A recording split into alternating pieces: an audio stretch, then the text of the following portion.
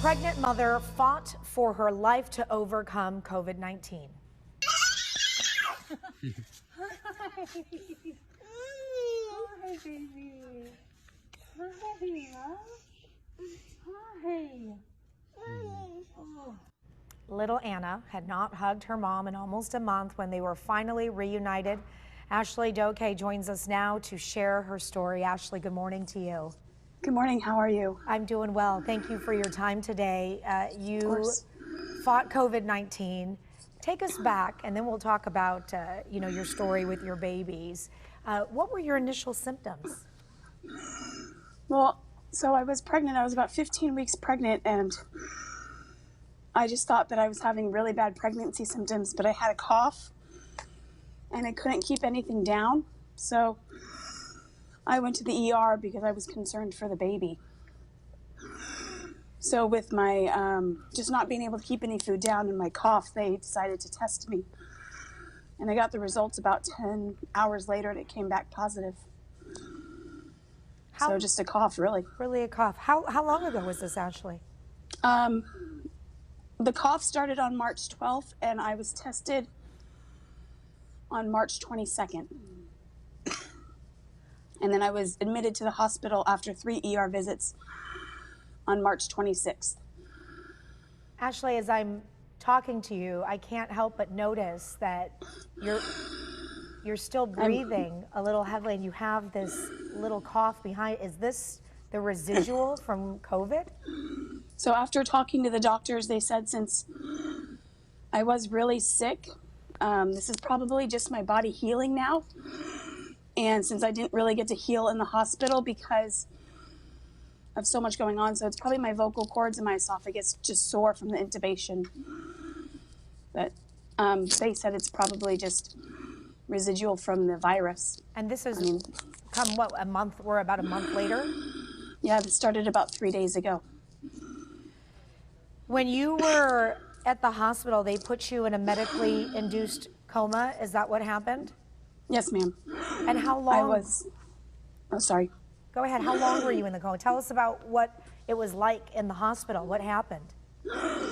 So I was on just the regular floor, and then with the medication that they were giving me, it put my heart into arrhythmia, so they had to stop that medication. And then my O2 dropped and everything, and the next thing I know, I was FaceTiming with my parents, and 30 minutes later, I was in a coma on the 5th floor on the ICU. So it all happened pretty fast, but I was only under for about 4.5 days.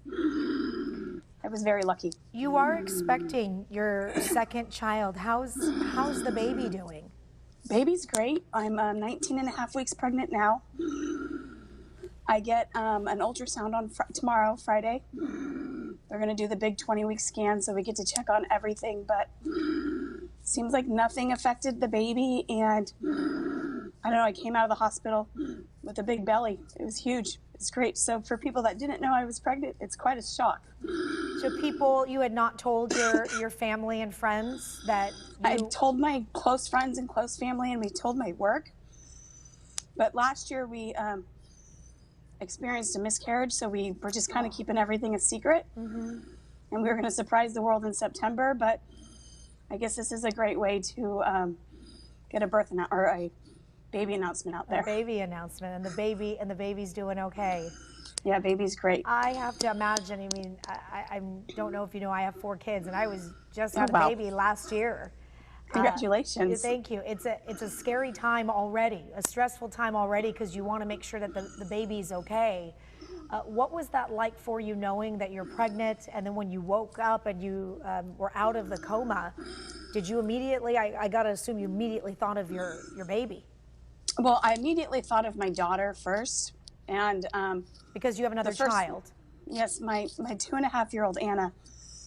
I asked how she was, and I asked where she was as best I could talk. But the nurses had me writing my questions down, and my question was, "Where's my gorgeous daughter?" Oh. And then I asked for an ultrasound, and they gave me one right away, and we got to see the baby, got to hear the heartbeat, and I got to FaceTime my husband, and it just put me at ease. And really made me know what I was fighting for. Ashley, as we talk to so many people who have been fighting COVID over the past few weeks, we've seen the faces and heard the stories of many people. And at the beginning, they really pegged this as being something that it will help hurt the elderly and the older population. And I'm looking at a beautiful young woman right now on the screen.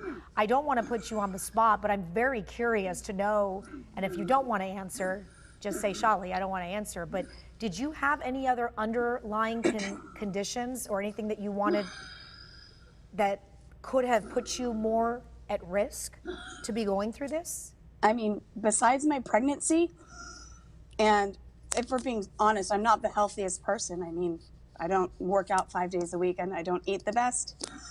But besides that, I don't know. And it came as a shock to me. And the fact that I've been around so many people, my friends and my family, before I was diagnosed, and nobody has gotten it, it's a surprise. It was a shock to me. It was a shock to my husband. So I'm not quite sure how it happened.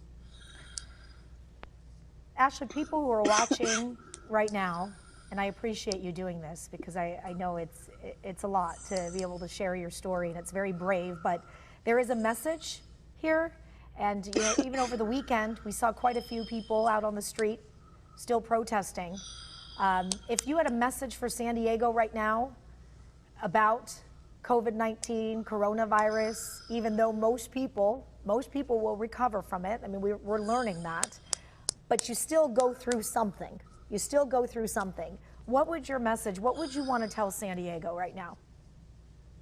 I just want San Diego to know, wash your hands and continue to social distance because it is working, and we don't want a second wave to come. So when we might open up, I know I'll be staying home for the next 2 or 3 weeks just to be super precautious of myself. But if we're going to go out, just continue to wash your hands, stay clean, and wear those face masks. Ashley Doke, we appreciate your time, and thank you for telling us your story. And please, when that sweet little baby of yours is born, will you send us a picture of that baby? Do we know if it's a boy or girl? We're going to be surprised. Oh, I did that. Can I tell you, with my fourth one, it was the best experience of my life. It's so fun. We did it with our first one, and my friends hate it, my family hates it, but we love it. So it's going to be a good experience. Congratulations to you. Thank you for so sharing much. your story, and I can't wait to see the picture of your little baby. Thank you.